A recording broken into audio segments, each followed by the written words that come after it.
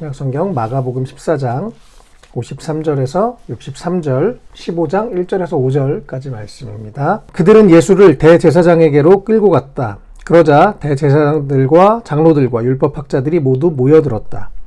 베드로는 멀찍이 떨어져서 예수를 뒤따라 대제사장의 집 안마당에까지 들어갔다. 그는 하인들과 함께 앉아 불을 쬐고 있었다.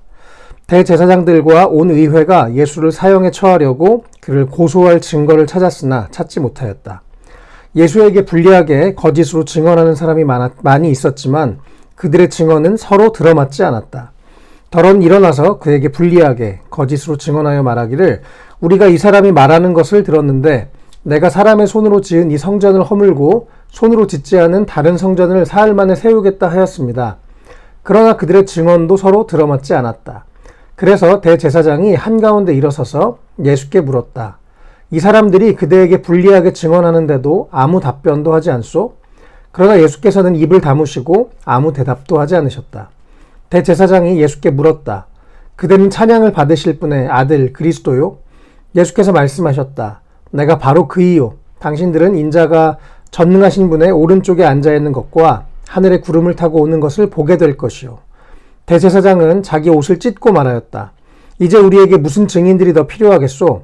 여러분은 이제 하나님을 모독하는 말을 들었소. 여러분의 생각은 어떠하오? 그러자 그들은 모두 예수는 사형을 받아야 마땅하다고 정죄하였다. 그들 가운데서 더러는 달려들어 예수께 침을 뱉고 얼굴을 가리고 주먹으로 치고 하면서 알아맞추어 보아라 하고 놀려대기 시작하였다. 그리고 하인들은 예수를 손바닥으로 쳤다. 15장 1절에서 5절입니다. 새벽이 곧 대제사장들이 장로들과 율법학자들과 더불어 회의를 열었는데 그것은 전체 의회였다. 그들은 예수를 결박하고 끌고 가서 빌라도에게 넘겨주었다. 그래서 빌라도가 예수께 물었다. 당신이 유대인의 왕이요? 그러자 예수께서 빌라도에게 대답하셨다. 당신이 그렇게 말하였소. 대제사장들은 여러 가지로 예수를 고발하였다. 빌라도는 다시 예수께 물었다. 당신은 아무 답변도 하지 않소? 사람들이 얼마나 여러 가지로 당신을 고발하는지 보시오. 그러나 예수께서는 더 이상 아무 대답도 하지 않으셨다. 그래서 빌라도는 이상하게 여겼다. 아멘. 오늘 이 말씀, 예수님의 이 신문을 당하시는 그런 장면입니다. 예수님은 목요일 날 저녁에 유월절 식사를 하시고 또 그 다음에 겟세마네 동산에서 기도하신 다음에 잡히셨습니다. 그리고 이 목요일 저녁부터 예수님은 밤새 유대인들의 여러 가지 신문과 조롱 또 폭력과 침뱉음을 당하셨습니다. 그리고 이 15장 1절 우리가 읽은 것처럼 이제 그 금요일 날 새벽이 되었을 때 대제사장들, 장로들, 율법학자들이 같이 전체 회의를 열고 의회를 열고 예수님을 결박하고 빌라도 총독에게 끌고 갔죠. 당시 로마의 속국이었던 이 유대인들은 사형을 집행할 수가 없었기 때문에 그래서 로마의 총독인 빌라도에게 예수님에게 사형을 내려달라고 이렇게 요청하는 상황이었습니다. 이 세상을 창조하신 예수님, 또 만왕의 왕이신 예수님은 오늘 이 본문에서 피의자의 신분으로 신문을 받으시는 모습을 보게 됩니다. 피의자라는 단어는 이 표준 국어 대사전에 범죄의 혐의가 있어서 정식으로 입건되었으나 아직 공소 제기가 되지 아니한 사람을 뜻한다라고 합니다. 네, 범죄의 혐의가 있어서 입건은 됐고 아직 이것이 완전히 공소가 확인이 되지 않은 사람이죠. 우리가 뉴스를 통해서 피의자들을 이렇게 종종 봅니다. 언론 보도를 통해서 볼 때 보통 이미 언론 보도를 통해서 이렇게 혐의가 유력하게 밝혀진 사람들, 이미 대다수가 저 사람은 죄인이야 라고 아는 경우에는 이렇게 부끄러워서 얼굴을 들지 못하는 경우들이 있죠. 또 때로는 너무나 뻔뻔하게 기억이 나지 않는다, 혹은 말을 바꾸거나 요리조리 이 법을 피하려고 발버둥을 치는 그런 피의자의 모습들을 우리가 많이 봅니다. 그런데 오늘 본문에서 이 법적으로 피의자인 이 상황에 예수님은 우리가 일반적으로 보는 피의자들과는 참 많이 다른 모습을 볼 수 있습니다. 그래서 오늘 이상한 피의자 예수 그리스도라는 제목으로 고난을 받으신 예수님의 모습을 통해서 우리가 두 가지 교훈을 함께 좀 나누면 좋겠습니다. 첫 번째, 예수님은 진실하게 사셨습니다. 이 14장 55절에요. 대제사장들과 온 의회가 예수를 사형에 처하려고 고소할 증거를 찾았으나 찾지 못했다라고 말씀합니다. 56절에는 여러 사람들이 예수님을 불리하게 하려고 거짓 증언을 하는데 그들의 증언이 서로 들어맞지 않았다고 말씀합니다. 또 59절에도 또 그들의 증언이 서로 들어맞지 않았다 이렇게 말씀을 합니다. 네.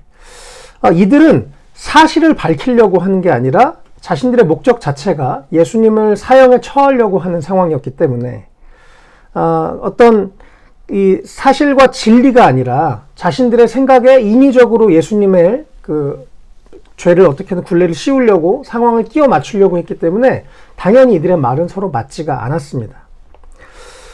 반면에 예수님은 시종일관 내가 인류를 구원하기 위해서 십자가를 지기 위해 이 땅에 왔다라는 그 사명을 명확하게 알고 계셨고 또 그 사명을 천명하셨죠.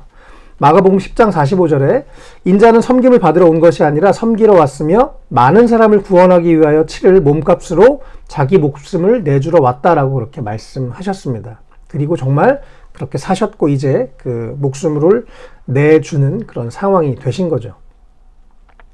또 이 인상적인 장면은 14장 60절에 대제사장이 한가운데 일어서서 예수님께 물어보죠. 이 사람들이 그대에게 불리하게 증언하는데도 아무 답변도 하지 않소? 예수님은 억지로 변명하지 않으십니다.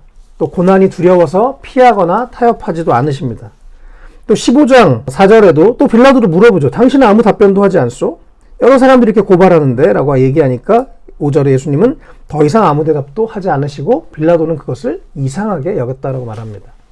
그런데 61절, 14장 61절에 대제사장이 그대는 찬양받으실 분의 아들, 바로 하나님의 아들 그리스도요? 당신이 메시아요? 라고 질문하니까 62절에 그땐 예수님이 명확하게 얘기하십니다. 내가 바로 그요 라고 말씀하십니다. 진실하게 사실을 있는 그대로 말씀하시는 것을 봅니다. 예수님이 내가 하나님의 아들이고 내가 메시아라고 말씀하시는 순간 이것은 사실이지만 분명히 어려움을 당하고 신성모독이라고 하면서 예수님을 죽일 것 아셨습니다. 그럼에도 불구하고 예수님은 사실을, 있는 사실을 진실하게 말씀하시는 것을 보게 됩니다.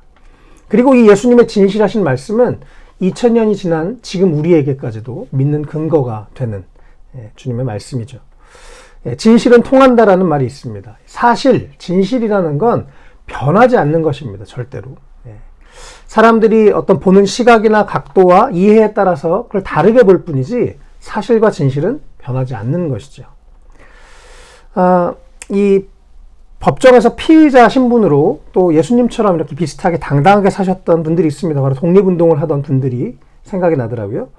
그분들도 아무리 일본에서 여러 가지 위협을 하고 또 공격을 하고 협박을 해도 진실하고 당당하게 난 옳은 일을 했다라고 진실하게 말했습니다. 왜냐하면 그들은 진실한 삶을 살았기 때문에 그랬습니다. 또 우리가 넓게 2000년 교회 역사를 통해서도 많은 순교자들이 있었는데요. 그 시대마다 예수를 믿으면 죽이겠다고 하는 그 여러 사람들의 협박과 위협 가운데 그들은 예수님처럼 진실하고 당당하게 순교의 잔을 마셨습니다. 우리도 오늘 예수님의 모습을 보면서 예수님이 또 고난을 받으셨지만 고난 앞에서도 진실하셨던 모습을 보면서 우리도 예수님의 진실함을 닮아갈 수 있으면 좋겠습니다. 우리 삶에 진실한 모습이 있는지 또 내가 회개해야 될 모습은 없는지 내 삶에 부풀려진 모습이 있는지 내 삶에 과장된 모습이 있는지 왜곡된 모습이 있는지 우리가 이 고난주간에 예수님의 고난을 깊이 묵상하면서 우리의 삶이 더 진실한 삶으로 더 예수님을 닮아가는 삶으로 특별히 우리의 말과 행동이 더 진실해지는 우리가 되면 좋겠습니다. 두 번째, 예수님은 단순한 삶을 사셨습니다. 계속해서 예수님은 모든 삶뿐만 아니라 또 오늘 이 피의자로서의 모습이 세상 사람들과 많이 달랐는데요. 특별히 많은 말을 하지 않으셨다라고 성경에 기록되어 있습니다. 이사야서 53장 7절에 이미 예언된 말씀이죠. 그는 굴욕을 당하고 고문을 당하였으나 아무 말도 하지 않았다. 마치 도살장으로 끌려가는 어린 양처럼 마치 털 깎는 사람 앞에서 잠잠한 암양처럼 끌려가기만 할 뿐 아무 말도 하지 않았다라고 예언되어 있었는데 예수님이 메시아 예언 그대로 도살장에 끌려가는 양처럼 아무 말도 하지 않으시고 꼭 필요한 말씀 아니면 아예 하지 않으셨습니다. 그래서 61절에 예수님은 입을 다무시고 아무 대답도 하지 않으셨다라고 말씀하십니다. 이들이 계속 유대인들이 거짓되고 상반된 증언 또 억지로 막 예수님을 죽게 하려고 하는 그런 모습들과 이 소란하고 복잡하고 일치되지 않는 그들의 말과 행동과 너무나 다르게 예수님은 너무나 단순하게 이렇게 사시는 모습 또 단순하게 대응하시는 모습을 보게 됩니다. 또 요한복음에 이 빌라도가 예수님을 신문하는 그런 장면이 요한복음에도 등장하는데요. 요한복음 18장 36절에 예수님은 이런 말씀을 하십니다. 내 나라는 이 세상에 속한 것이 아니오. 나의 나라가 세상에 속한 것이라면 나의 부하들이 싸워서 나를 유대 사람들의 손에 넘어가지 않게 하였을 것이요. 그러나 사실로 내 나라는 이 세상에 속한 것이 아니오 라고 그렇게 빌라도에게 대답하십니다. 예수님은 이 복잡한 세상의 소리에 반응하시지도 않고 흔들리시지도 않고 단순하게 사셨는데요. 그 이유는 바로 명확한 정체성이 그분에게 있으셨기 때문입니다. 예수님의 이 고난 주간에 고난당하시고 신문당하신 장면을 묵상하면서 우리도 우리 자신을 좀 다시 한번 돌아보면 좋겠습니다. 내가 이 세상에서 영원히 살 것처럼 살고 있지는 않은가? 내가 진짜 하나님 나라에 속한 백성으로, 하나님 나라의 백성으로 그런 정체성을 가지고 살아가고 있는가? 내 삶이 이 세상의 여러 가지 복잡한 소리들, 또 복잡한 말들, 그것에 너무 귀 기울이면서 내 삶이 너무 복잡해져 있지 않은가? 우리가 우리 자신을 돌아볼 수 있으면 좋겠습니다. 제가 오늘 낮에 어떤 목사님을 만났는데 대화를 나누다가 그런 말씀을 하시더라고요. 목사가 또 교회가 하나님이 기뻐하시는 거 하면 되는 거 아닌가? 그런 말씀을 하시는데 맞다라는 생각이 들더라고요. 그러면서 저도 다시 한번 내 안에 너무 복잡한 생각들, 많은 고민들, 계획들을 내려놓고 이 일이 하나님이 기뻐하시는 일인가? 우리 교회가 하나님 기뻐하시는 교회인가? 더 생각하게 되는 그런 시간을 가졌습니다. 윤동주 시인의 시, 십자가라는 시에 이런 표현이 있습니다. 괴로웠던 사나이, 행복한 예수 그리스도에게처럼 십자가가 허락된다면 모가지를 들이우고 꽃처럼 피어나는 피를 어두워가는 하늘 밑에 조용히 흘리겠습니다.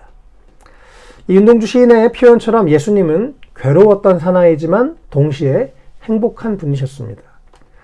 본인이 져야 될 십자가와 사명, 정체성을 알고 걸어가셨기 때문에 괴로우셨지만 그러나 그렇기 때문에 동시에 행복하셨습니다. 우리 삶에도 주님 안에서 단순하게 진리 안에서 우리의 삶을 다시 한번 재조정하면서 우리도 예수님처럼 우리의 사명을 따라서 또 진리 안에서 명확한 정체성을 가지고 살아가는 그런 우리의 삶이 되면 좋겠습니다. 오늘 이 이상한 피의자 예수 그리스도라는 제목으로 두 가지 내용들을 함께 살펴봤는데요. 예수님은 진실하게 사셨습니다. 또 예수님은 단순하게 사셨습니다. 우리의 삶에도 예수님의 고난을 묵상하면서 그 고난 앞에서 우리의 삶이 더 진실해지고 또 우리의 삶이 더 단순해지는, 그래서 이 어두운 세상, 복잡한 세상 가운데 예수님을 따라 예수님을 닮아서 살아가는 모든 성도님 되시기를 주님의 이름으로 축복합니다.